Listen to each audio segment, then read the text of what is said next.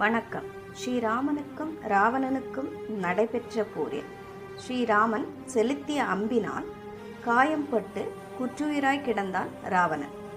அப்போது லக்ஷ்மணனை பார்த்த ராமன், லக்ஷ்மணா, ராவணன் அனைத்து கலைகளையும் அறிந்தவன், அனுபவம் மிக்கவன். அதனால் அவனிடம் சென்று அவனது அறிவுரைகளை பெற்றுவா, அது உனக்கு பயனுள்ளதாக இருக்கும் என்று கூறினார். இதனை கேட்ட லக்ஷ்மணன் மிகவும் பவ்யமாக ராவணனின் காலடியில் அமர்ந்து, லங்கேஸ்வரா, உன்னுடைய ஞானம் உன்னோடு அழிந்துவிடக்கூடாது.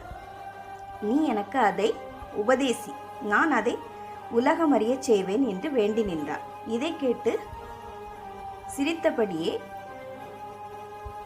லக்ஷ்மணனை பார்த்த ராவணன் ஸ்ரீராமர் தன்னிடம் வைத்திருக்கும் மதிப்பு குறித்து மிகுந்த மகிழ்வுடன் அறிவுரைகளை கூறத் தொடங்கினார். நல்ல செயல்களை உடனடியாக செய்து முடி, அது நற்பலன்களை தரும். தீய செயல்களை தள்ளி போடுவதால் தீமைகள் நடைபெறாமல் இருக்க வாய்ப்புண்டு.